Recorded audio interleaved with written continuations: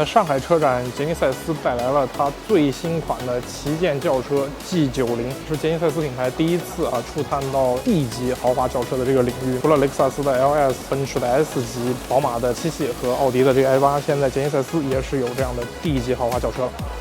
车头包括像车尾，我们都看到了捷尼赛斯标志性的这种双线的设计，特别是车尾的这个双线非常的显眼，从很远的地方就能识别出它是一台非常大型的这样的一个轿车。全新的捷尼赛斯 G90 将同时提供标准轴距和长轴距2个版本。那长轴距的版本长度超过 5.4 米，轴距超过了 3.3 米，车身长度和轴距相比标轴版都增加了190毫米，那和迈巴赫 S 级的尺寸相似。内饰的部分 G90 依然保留了许多实体按键，金属的光泽和菱形缝线的组合非常具有工艺美感。纳帕真皮、座椅加热、通风、按摩、21扬声器的 B&O 音响等等豪华配置应有尽有。后排2座布局加上车身超长的轴距，乘坐体验十分的惬意，腿部空间更是非常的夸张。动力方面，标配了 3.5T V6 涡轮增压发动机，与48伏电子增压器结合，最大马力415匹，峰值扭矩549牛米，匹配8速手自一体变速箱，同时还配备了空气悬挂、后轮转向等功能。今天我们也有机会采访到著名设计师、捷尼赛斯全球设计负责人，也是现代汽车集团高级副总裁李相烨先生，听他聊一聊捷尼赛斯设计背后的故事。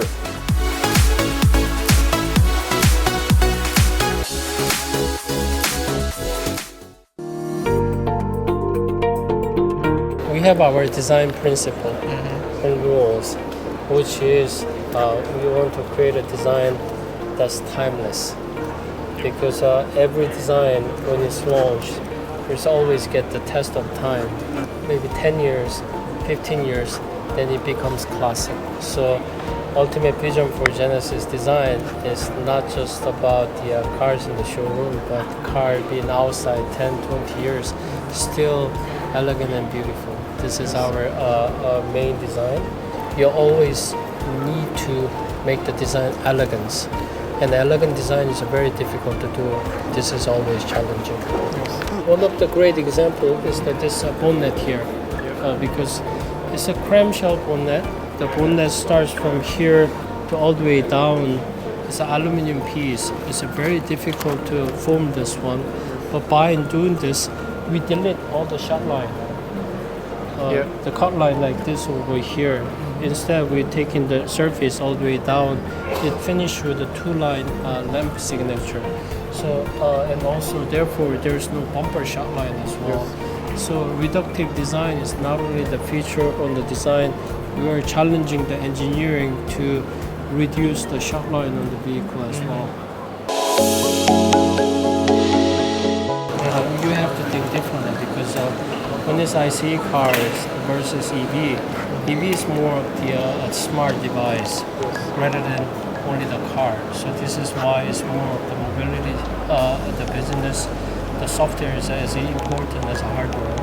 And also EV, dedicated EV, you have a flat floor on the ground, so you can create a bigger space. There are a lot for designer to play with, and in terms of the experience customer can get with the car together. So for us, obviously, we're starting with a designated EV GB60. We have 2 EVs, and from start of 25, we only produce dedicated EV. So what we're trying to do is a perfect high-tech and a luxury combination together to have a very special, unique experience for a customer. It's about possession, but it's more of the experience. We want to deliver the best experience with our car, not only the car, but also service program, hospitality, and the food and the culture as well. Therefore, the designer's role is becoming more important than EV era compared to ICE era, because not only do you design the hardware, but also you design the software, and basically you're designing the whole experience for customer.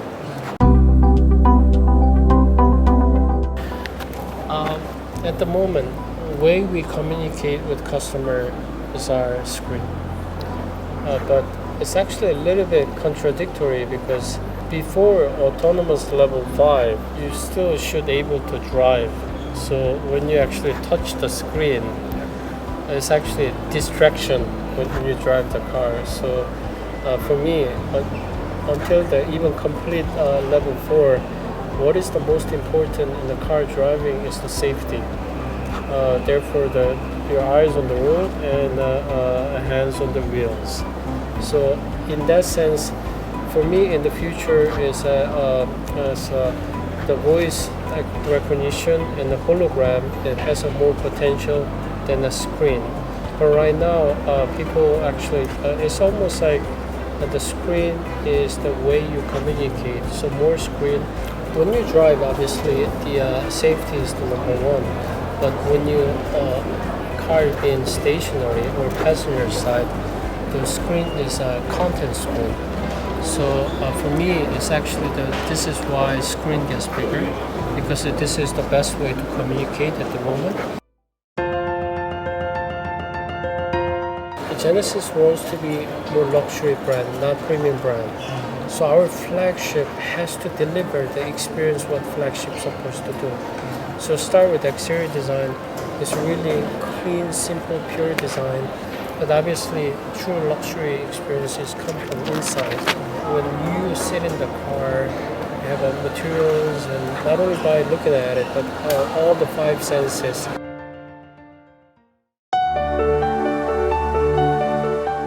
I think that globally, auto show is a little bit downhill, but Shanghai is definitely opposite.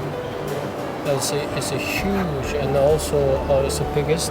Actually, this is my first time visit China after like a pandemic era, and being in Shanghai, the whole landscape has changed because I don't see many German cars, to be honest, and I see a lot of startup cars. And as soon as I see startup cars on the street, I instantly sense all the challenges of startup cars. So they've been pushing quite a lot because when I came the last time, it was only probably the NIO was actually a starting company, but not in this big scale.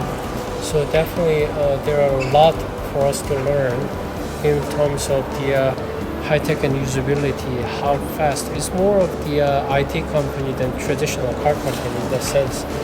Definitely something to learn from us. And the Shanghai obviously is actually, I'm really happy to be back after 3 years to see all this dynamic atmosphere I can experience. Before I'm back to Korea 6 years ago, I used to live in 8 different countries for 25 years, work for 15 different brands. So I must say it was truly amazing experience for me. But on the top of it, every country, every brand that I experience, there's always something to learn out of it. So I'm very thankful to be able to learn American culture and the American car company and German car company, British car company, Australian, Japanese, and now I'm back in Korea.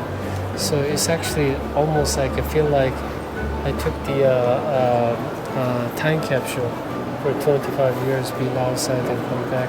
But fundamentally, it's actually culturally very different than Western company. But on the top of it, but what is more important is the passion to make the best car. And you know, Korea is not the big scale of the customer like here China or US. Therefore, that we always need to fight for the existence in that sense, which becomes a more passion into the car design. So having lots of fun at the moment, and this is why I got a question: what is your favorite car you designed at Hyundai? And my Genesis. My answer to that is the car that I'm working on right now. I think that the car fits quite well with the G80.